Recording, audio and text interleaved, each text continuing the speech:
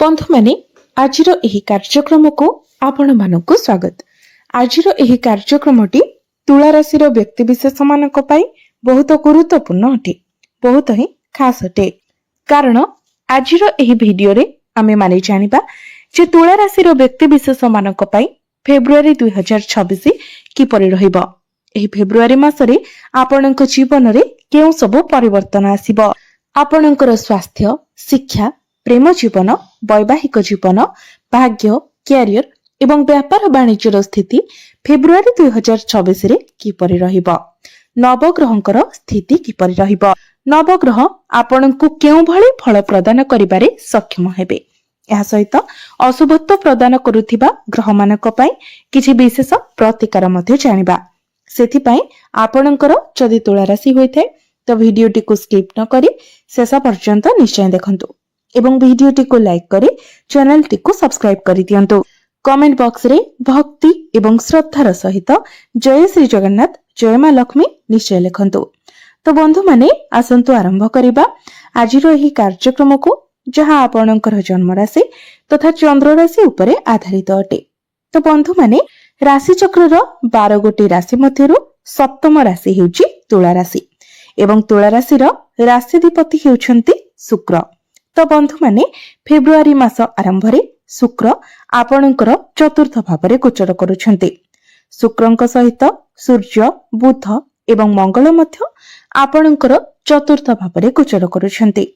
आपणकर पंचम भाव में गोचर करुछंती राहु, षष्ठ भाव में गोचर करुछंती शनि, नवम भाव में गोचर करुछंती देवगुरु बृहस्पति एवं एकादश भाव में गोचर करुछंती केतु।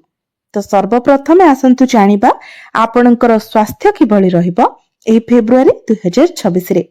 तो बंधु माने कुंडलीर प्रथम भावटी होइथाय आपणकर स्वास्थ्यर भाव, इम्यूनिटी सिस्टम रो भाव। आपणकर प्रथम भावर अधिपति हेउछंती शुक्र। शुक्र आपणक कुंडलीर चतुर्थ भाव रे गोचर करूछंती, किंतु 6 फेब्रुआरी को शुक्र आपणकर पंचम भाव को चलन करिवे। तो शुक्रंकर स्थिति एठारे बहुत भल रहुची, किंतु आपणकर पंचम भावर अधिपति शनि आपणकर षष्ठ भाव रे गोचर करूछंती एवं द्वादश भाव को दृष्टि देउछंती। तो आपणकर टिके पेट जनित समस्या देखा देई पारे। पादरे मध्य आपणको किछि जंत्रणा अनुभव होई पारे। तो आपणको आपणक निजर जत्न नेबार अछि।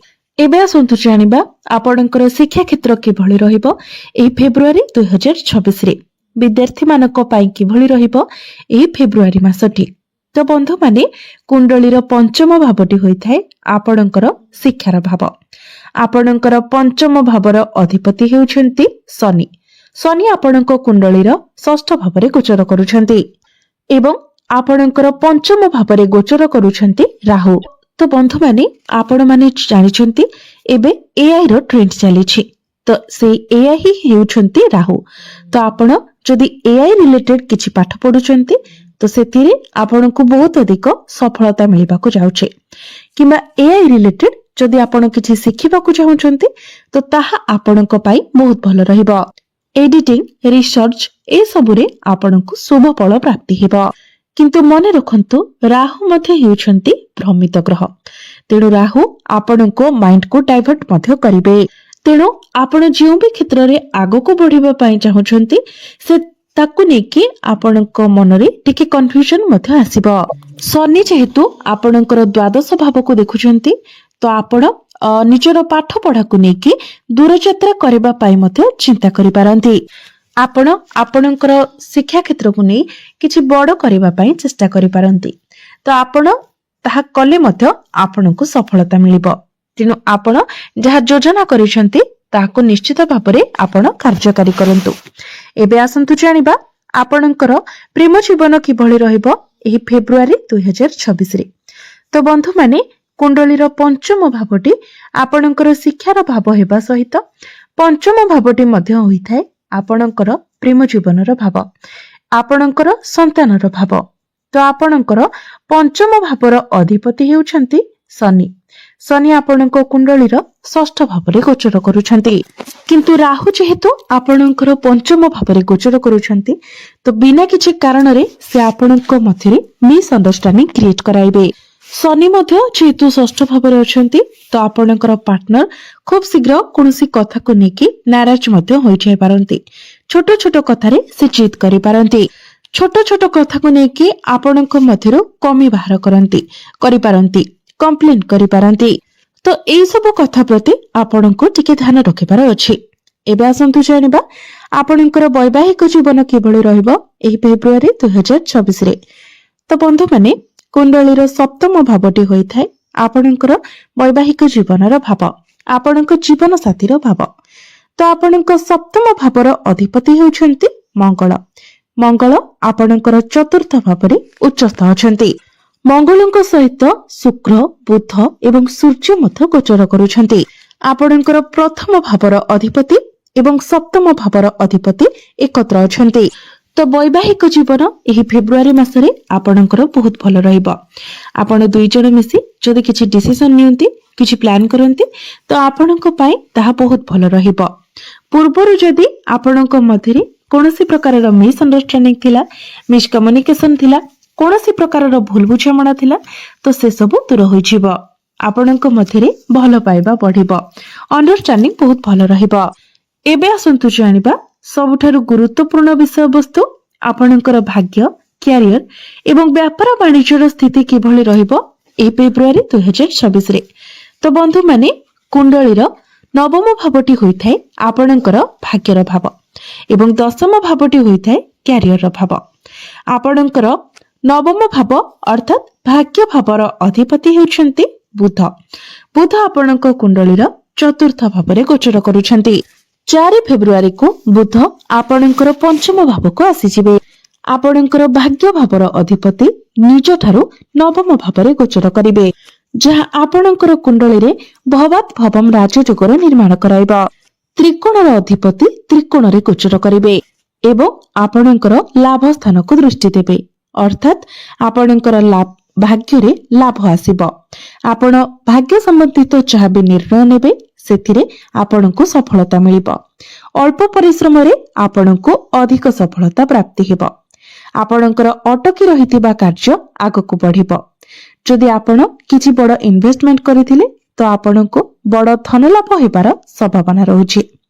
तो आपण जदि 4 फेब्रुआरी परे किछि बड़ इन्वेस्टमेंट करूछंती, जेमिति कि स्टॉक मार्केट, शेयर मार्केट एवं ट्रेडिंग रे किछि इन्वेस्टमेंट करूछंती तो आपणको पई बहुत भल रहिबो। आपण जदि किछि बड़ जिनिस किणाकिणी करबाकू चाहुथिले, किछि बड़ डिसिजन नेबाकू चाहुथिले, कोनोसी बड़ कार्यर आरंभ करबाकू चाहुथिले ताहा मध्य आपणको पई बहुत भल रहिबो। भाग्य संबंधित आपण जहाँ भी निर्णय नेबे सेतिरे भाग्य आपणको संपूर्ण मात्रा रे साथ देबो। एबे आसंतु जानिबा आपणकर क्यारियर केमिति रहिबो एही फेब्रुआरी 2026 रे। तो बंधु माने आपणकर दशम भावर अधिपति हेउछंती चंद्रमा, जे कि प्रति 2 दिन रे निजर राशि परिवर्तन करिथांती। तेबे बंधु माने फेब्रुआरी मासरे 23 फेब्रुआरी पर्यंत मंगलंकर दृष्टि आपणकर दशम भाव उपरे रहिबो। सूर्यंकर दृष्टि 13 फेब्रुआरी पर्यंत आपणकर दशम भावरे रहिबो। तो आपणक मध्यरे साहस एवं पराक्रम बढ़िबो, कॉन्फिडेंस लेवल बढ़िबो।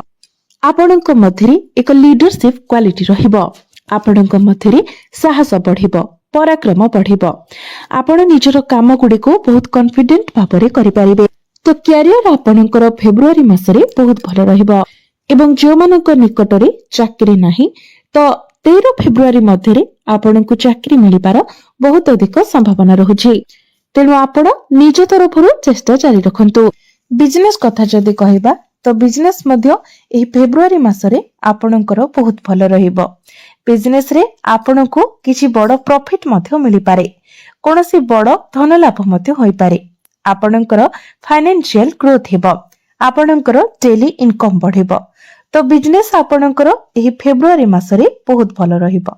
एबे आसंतु जानिबा किछि उपाय विषय रे, जे उपाय गुडी को करबा द्वारा आपणको अधिक मात्रा रे शुभ फल प्राप्ति हेबो।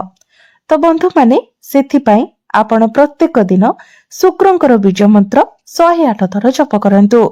प्रत्येक दिन आपण हनुमान चालीसार पाठ करंतु। प्रत्येक दिन आपण उदित सूर्य को तंभ पात्र रे जलार्घ्य अर्पण करंतु। ଏବଂ ପ୍ରତ୍ୟେକ ଦିନ ଆପଣ ବୁଧଙ୍କର ବୀଜ ମନ୍ତ୍ର ମଧ୍ୟ 108 ଥର ଜପ କରନ୍ତୁ। ତ ବନ୍ଧୁମାନେ, ଆପଣଙ୍କର ଜୀବନ ମଙ୍ଗଳମୟ ହେଉ, ଏହା ହିଁ ଈଶ୍ୱରଙ୍କ ନିକଟରେ ମୋର ପ୍ରାର୍ଥନା।